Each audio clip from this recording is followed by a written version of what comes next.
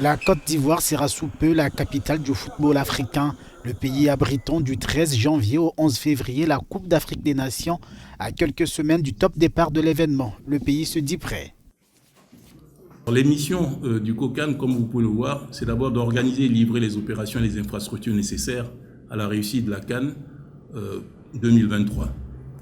Surtout, fédérer le grand public et les forces économiques de la nation autour de ce grand événement. Bâtir un héritage en termes de services et d'infrastructures pour le sport et les Ivoiriens. Au-delà du sportif, le tournoi se veut aussi une fête de la jeunesse africaine. Les organisateurs promettent de tenir ce pari.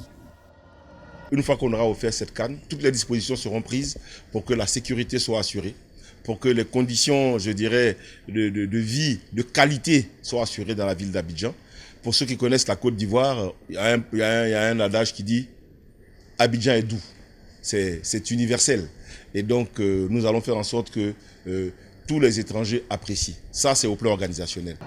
En juillet dernier, le gouvernement ivoirien déclarait avoir investi plus de 845 millions de dollars américains pour les infrastructures sportives et connexes. Nous avons eu pendant à peu près une quinzaine d'années, nous n'avions plus de stade en Côte d'Ivoire. Nous étions obligés d'aller jouer à l'extérieur pour les matchs de la Côte d'Ivoire.